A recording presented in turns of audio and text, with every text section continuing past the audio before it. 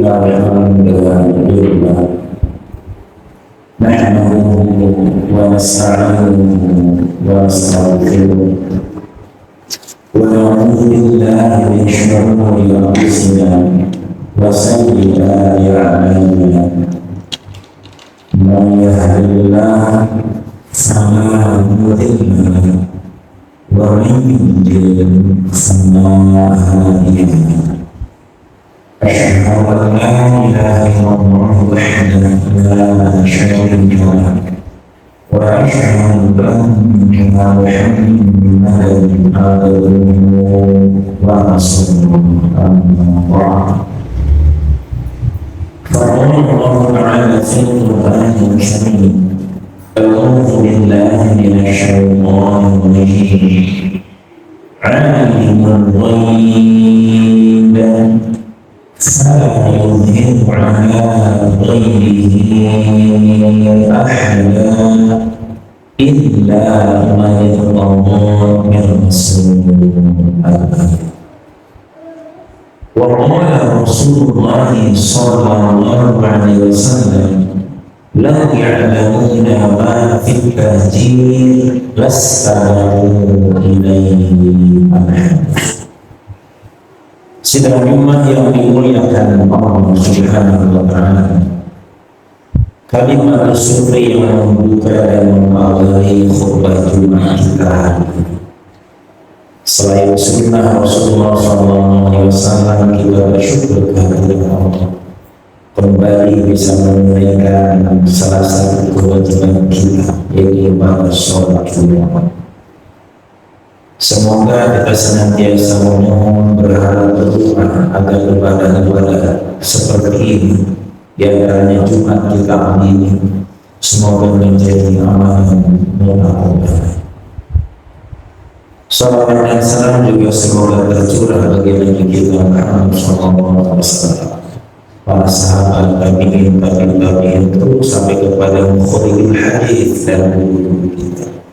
Karena lewat mereka hadis-hadis Rasulullah SAW sampai kepada kita semua. Kita tidak sejaman dengan Rasulullah SAW, tetapi apa yang pernah Rasul sabdakan sampai kepada kita. Hari ini kita bisa membacanya, memahaminya, mengamalkannya dan menyampaikannya. Itu semua adalah jasa-jasa dan jariah ilmu dari mereka semua. Sedang Jumat yang dimuliakan Allah, di mukadimah tadi dibacakan dalam surah Al-Jin ayat 26. Allah Ta'ala berfirman, Alimul Ghaib, dialah Allah yang maha mengetahui yang gaib.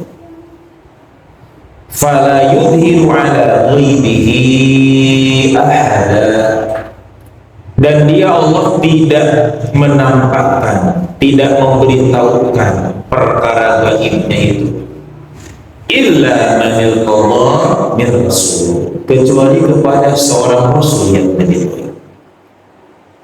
Ayat ini kalau kita baca dalam literatur tafsir memberikan penegasan penjelasan bahwa perkara gaib apapun hanya Allah yang maha mengetahui.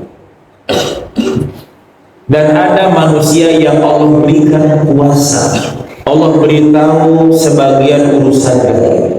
Mereka adalah para rasul utusan Allah Ta'ala.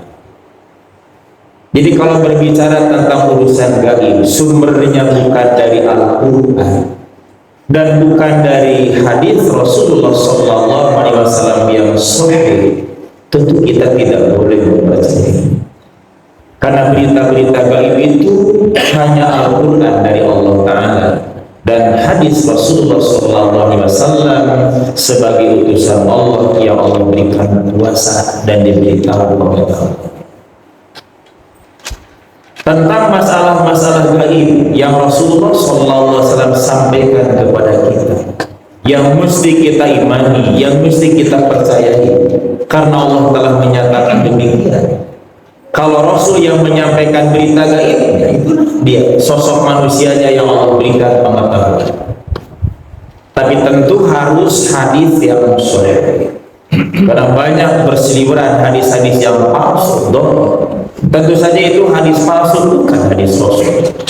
Para ulama dalam kitab-kitab mustalah hadis mereka mewaspadai tentang beredarnya hadis yang notabene mereka adalah hadis itu bukan oleh Nabi yang sesungguhnya, tapi perkataan orang yang disandarkan kepada Rasulullah SAW. Makanya para ulama banyak menyusun koleksi kumpulan-kumpulan hadis-hadis dhaif, hadis-hadis palsu. Saya baca dalam mukadimah mereka susun sengaja agar kaum muslimin terselamatkan dari hal-hal yang sebenarnya bukan oleh Nabi tapi disandarkan kepada Rasulullah SAW. Di antara berita gaib yang Rasul sampaikan kepada kita termaktub dalam hadis yang diriwayatkan oleh Imam Al-Bukhari dan Muslim.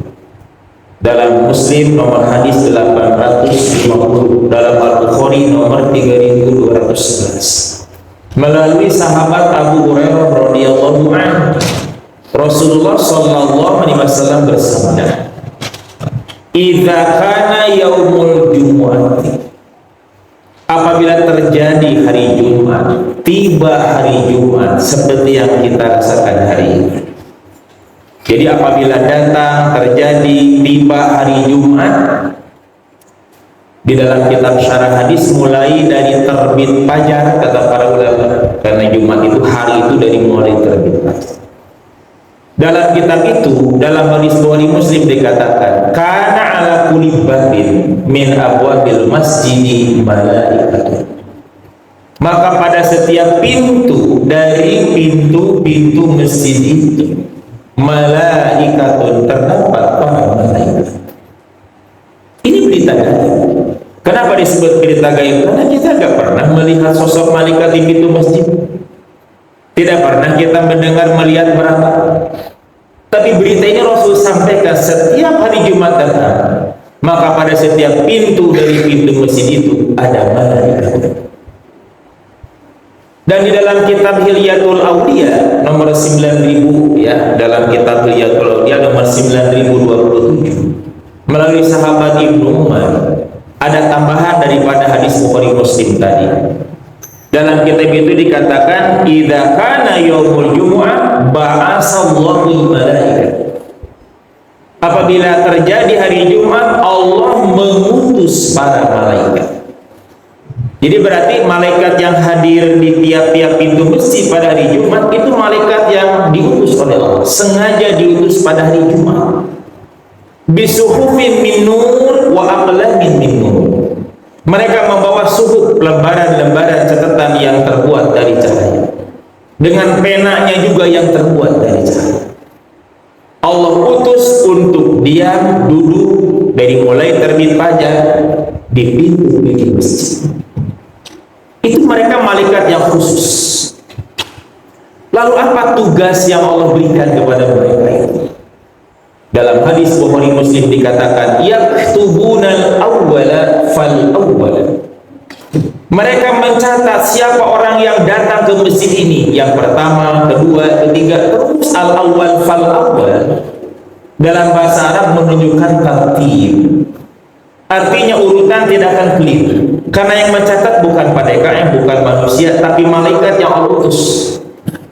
Yang kita tidak pernah melihat, apalagi harus bawa suhuf dari cahaya, pena dari cahaya, duduk di pintu masjid, datang pada hari Jumat. Ini semua peristiwa gaib yang hanya Rasulullah yang bisa menyampaikan. Karena hadisnya sahih, kita sami'na wa ta'na. Kita percaya bukan pernah melihat, tidak. Kita percaya bukan pernah merapat, tidak. Karena malaikat itu makhluk Allah yang gaib. Tadi dalam ayatnya, kalau datang dari Allah dan Rasulnya, ternyata tugas malaikat itu yang turunah awal. Mereka mencatat siapa yang pertama, kedua. Maka setiap kali datang hari Jumat bagi seorang muslim, bagi seorang mukmin, selalu berkeyakinan dalam diri bahwa malaikat telah menunggu untuk mencatat gerangan nomor berapakah kita hari ini. Datang lebih awal. Sampai dalam hadis Bukhari yang lain, para sahabat gak keburu makan pagi menjelang siang, gak keburu kue gula, karena mereka datang lebih awal ke masjid. Tetapi banyak di antara kita yang datang setelah adzan berkumandang, itu terlambat. Dan dalam hadis Bukhari Muslim dikatakan selanjutnya hadis itu, fa idza jalasal imamu, apabila imam telah duduk, seperti tadi yang saya lakukan, telah duduk dan adzan pun dikumandangkan, Rasul dalam hadis Bukhari Muslim mengatakan tawawus suhuf, mereka para malaikat menutupkan catatan itu. Jadi catatan itu ditutupnya, tidak berlaku lagi catatan oleh malaikat yang khusus itu. Ketika imam telah duduk di mimbar, ketika adzan telah dikumandangkan, maka ditutup catatan yang terbuat dari cahaya dengan beda dari cahaya.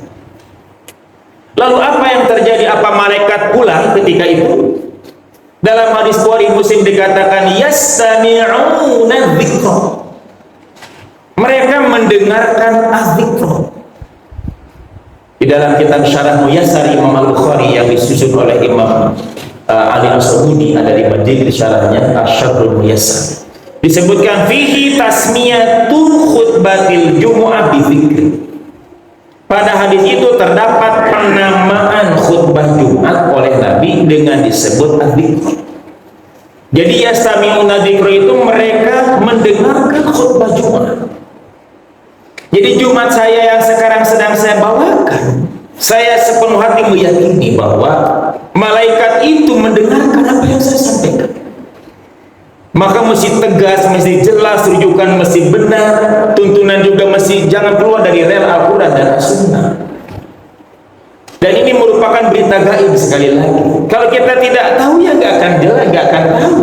Karena hanya Nabi yang memberikan info seperti itu.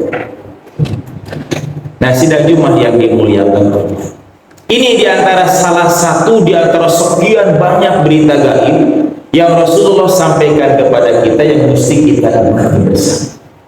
Dan tidak semata-mata Rasul menyampaikan perkara gaibnya ini kepada kita, melainkan harus ada tindak lanjut dari kita semua.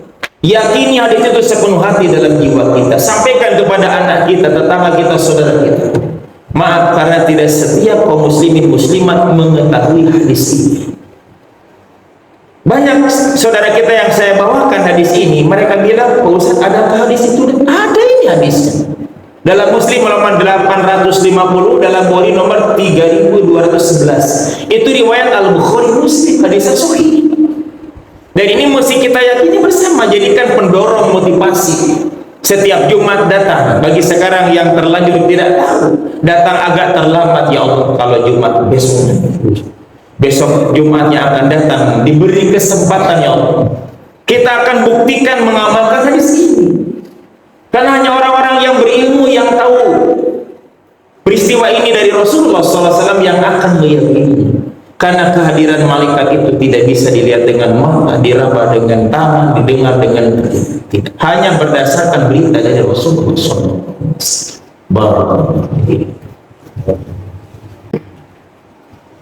Alhamdulillahilladzi dzamana as-sa'adata fid dunya wal akhirah liman amana wa 'amila 'amalan shalihan.